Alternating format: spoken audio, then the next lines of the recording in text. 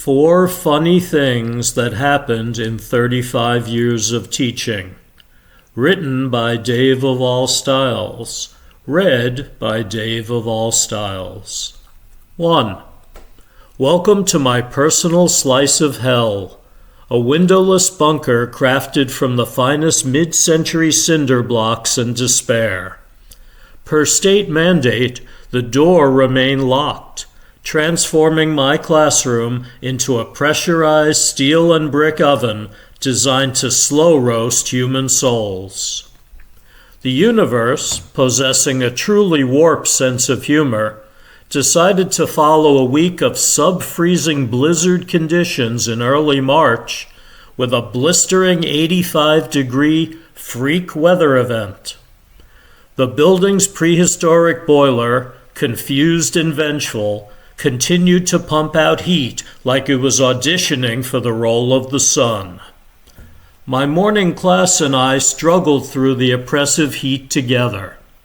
There was no breeze, there was no escape. But the real stroke of genius? The cafeteria menu.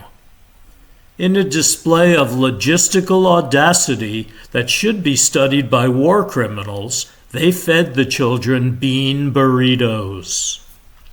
Imagine 30 small, sweaty radiators packed into a soundproof, airtight box, fueled entirely by legumes.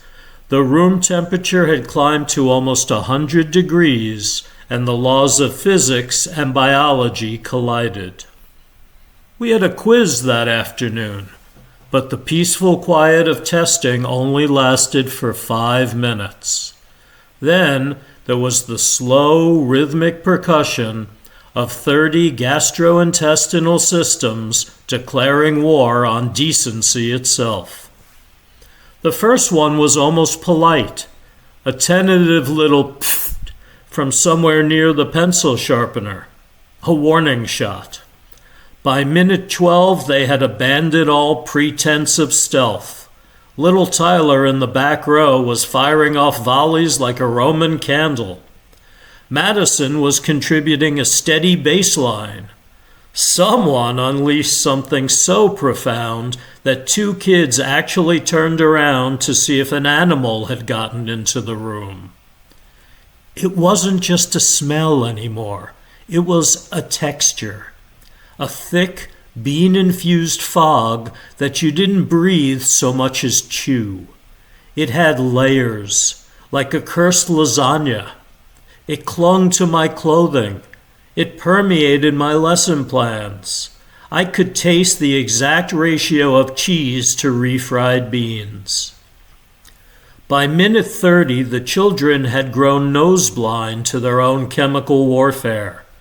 They were finishing up their quizzes while I white-knuckled my desk, eyes watering, watching the air above their heads shimmer like a desert mirage. I sat there, hostage to both the school board and the musical fruit, realizing that dignity is a luxury afforded only to those who've never been Dutch ovened by an entire 6th grade class.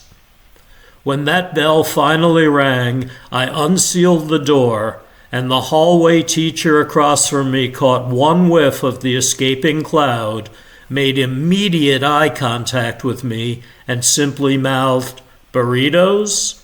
I nodded. She crossed herself. 2. I was teaching at a school for the arts, which basically meant my back-to-school supplies included a box of crayons. I still taught math, but the school mandated that art be infused into every lesson. Infused, like math was a sad, flavorless tea. I was relatively new at incorporating art into my lessons, so I took my colleagues' advice and told the kids to draw a picture of how you found your answer. I was surprised this worked as well as it did. I got some genuinely interesting visual models for multiplication. Creative stuff. I was feeling like a real innovative educator. Then I got to Charlie's paper. I had come over to his desk 3 separate times to help him with the problem, until he finally, mercifully, kinda understood it. So I guess I shouldn't have been surprised when I looked down and saw a stick figure wearing a tie with a huge, perfectly round, bald head. And just in case there weren't enough clues, he had labeled it Mr. E. He didn't draw how he solved the problem. He drew who solved the problem. Technically correct. The most devastating kind of correct. I gave him full credit. What else could I do? The kid infused it. 3. Welcome to the great microwave purge of 2019, sparked by a single teacher who apparently skipped the properties of matter unit in 3rd grade and every grade since. It started with a harmless leftover burrito and a sheet of Reynolds wrap. Our colleague, let's call him Mr. Sparky, decided that the laws of physics were merely suggestions written by cowards. He tossed his foil-wrapped lunch into the staff room microwave and hit high with the confidence of a man who has never once Googled anything before doing it. Within seconds, the break room was treated to an indoor lightning storm that rivaled a Tesla coil demonstration. The microwave didn't just die. It exited this mortal coil with a scream of ozone and a localized firework display that sent the smoke detectors into choreographed panic.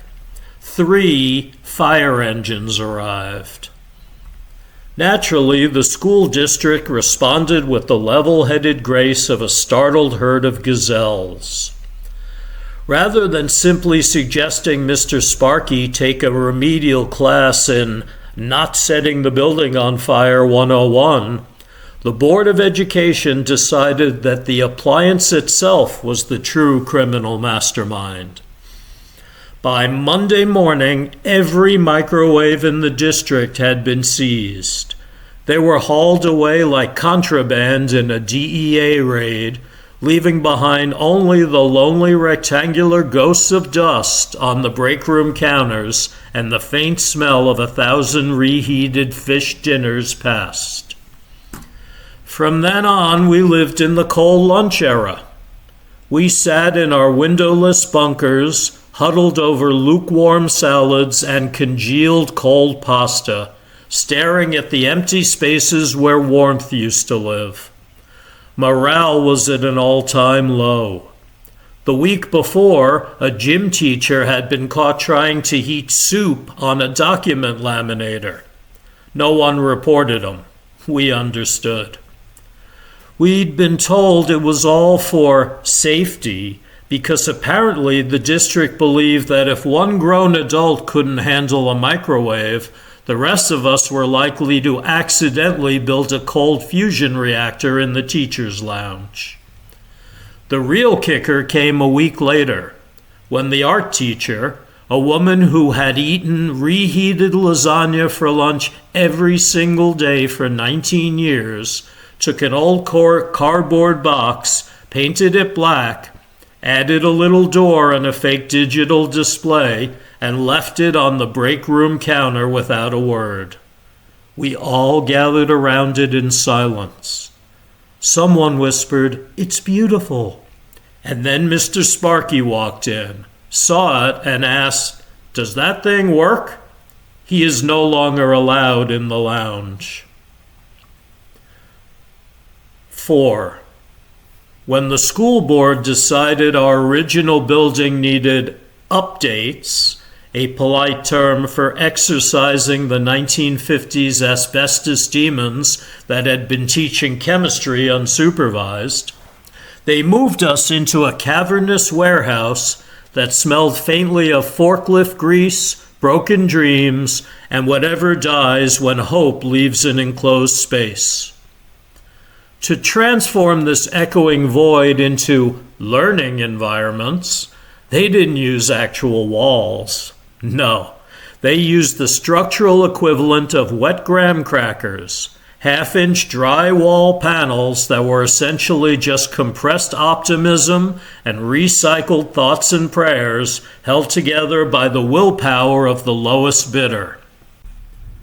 In a building full of middle schoolers, creatures fueled primarily by hormones, a pathological lack of spiritual awareness, and whatever radioactive slurry the cafeteria was calling pizza, this went exactly as well as you'd expect. Within a week, the hallways looked like a Swiss cheese factory after an earthquake. A wayward backpack here, a frustrated elbow there, one kid sneezing too aggressively near the gym. The building was becoming more and more open concept by the hour. Then came Carlos. Carlos didn't just lean against a wall, he entered a blood feud with it. After a particularly spirited debate about whether a hot dog is a sandwich, it isn't, Carlos was wrong and the wall paid the price, Carlos made his move. There was a sound like a giant snapping a saltine, a puff of chalky white dust, and suddenly we weren't just in math class anymore. We were staring into civics through a perfectly jagged Carlos-shaped portal, where Mrs. Henderson was mid-sentence about the Bill of Rights and now had to defend the Third Amendment to two classes simultaneously. It wasn't just a breach, it was architecture. For the rest of the semester, taking the long way to the bathroom was replaced by simply stepping through the Carlos hole, as it came to be known. The administration tried to patch it with a motivational poster of a kitten clinging to a branch that said, "Hang in there," a message that felt less inspirational and more like a desperate plea to the building itself. Last I heard, the poster was still in the teacher's lounge, still hanging in there, which is more than I can say for Carlos. He dropped out the day he turned 16.